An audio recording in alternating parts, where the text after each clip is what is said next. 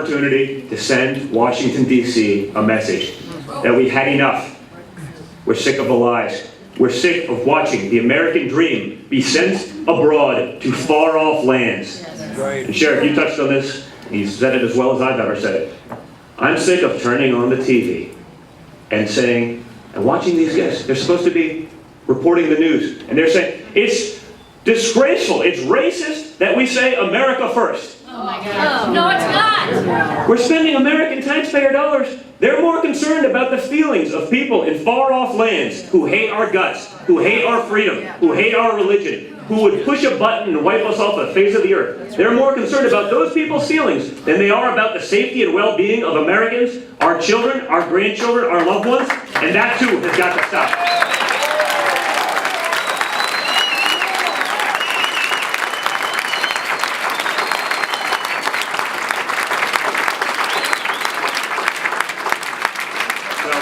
Let's get that message to Washington. Okay, let's throw that hand grenade into the swamp of D.C. and drain that swamp. Yeah. It's time. We're not going to get an opportunity like this again. We're not going to get an opportunity like this again to bring that message to D.C. I want to thank you all for being part of the movement. And it is a movement at this point. It's not a campaign. Yes, it is. It's a movement. Look at me. This has been what? How long did we organize this time? Less than 24 hours about? Yeah. I'm not even a candidate. Standing room only, small town Colorado. You know, and I'm watching my father speak to 10, 15, 20,000 people 2, 3, 4 times a day. Yeah, and guess what? That's not just the old angry person that the media would like you to believe. I see it every day in towns like this. And I don't mean at rallies where people are coming to see me and they're already fans or supporters. I mean at the local airport. I mean, at a gas station when we're stopping to get a quick bite to eat, between one of 19 events that I'm doing that day. It's the Ethiopian lady, Tom, you were with me today. It's the Ethiopian lady who came here legally, went through the process legally, at the coffee shop today. When we were getting coffee this morning, he said, my husband and I voted for your father yesterday. Thank you for doing what you're doing.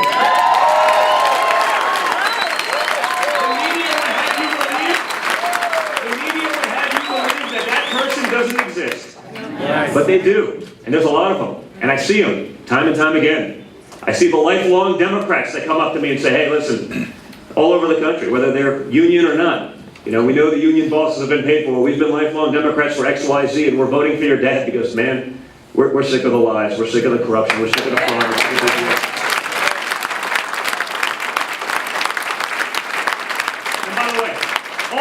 before the revelations of what's going on with the Clinton Foundation, with the email scandals, time and time again, it's scandal after scandal. No, very few people are even talking about it, but think about what's going on. Hillary Clinton, I watch her. She's outraged that the emails aren't being released. Hey, Hillary, you could have released them 3 months ago. Under subpoena, you sent that server to lovely Colorado to be bleached. They took hammers to iPhones. And I don't mean that as a metaphor. They actually took hammers to iPhones to prevent that stuff getting done. Sheriff, if that happened when you were under investigation, where would you be right now? Jail. Lock her up. Oh yeah. And so would any of you. Lock her up. Lock her up. Lock her up. Lock her up. Lock her up. There should be no more double standards for the political elite. If the political elite, on both sides, the Wall Street elite, the Hollywood elite, and the media elite hate you, you're doing something right. You know why? Because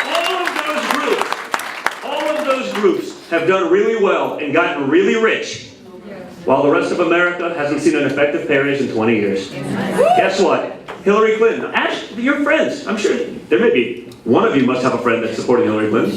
Ask her, which policy are they supporting? Her public policy or her private policy? Because they're very different. They're very different. But you know what?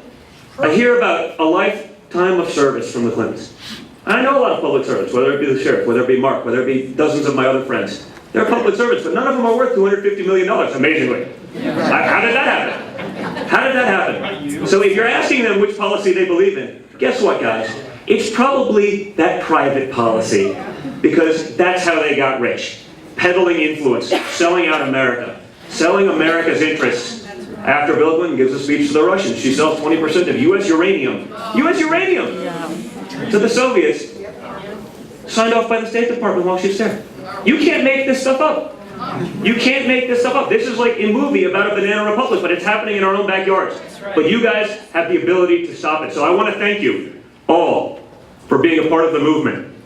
I want to thank you all for being in the fight with us, because it's been what, the longest 18 months in the history of 18 months. The most brutal 18 months. It feels like 10 years. You know, but we're there. We got a week left. Get everyone out. 5 days. 5 days. Get everyone out. Make sure they vote. Make sure their friends vote. Don't sit on the sidelines on this. There's too much at stake. By the way, don't forget about the Supreme Court. Think about that. This isn't a 4 or 8 year election. It's a 30 or 40 year election. That's something you don't recover from. We put out a list of judges who are going to follow the Constitution. Not a group of activists who will legislate from the bench based on political leanings. Again, thank you very much. It's been truly humbling to be here. It's been truly humbling to be on the trail and speak to just Americans. Who see that glimmer of hope in their eyes. It makes it all worth it. So thank you. It's an honor to be in the fight with all of you. Get out there and get all your friends, okay? Do this.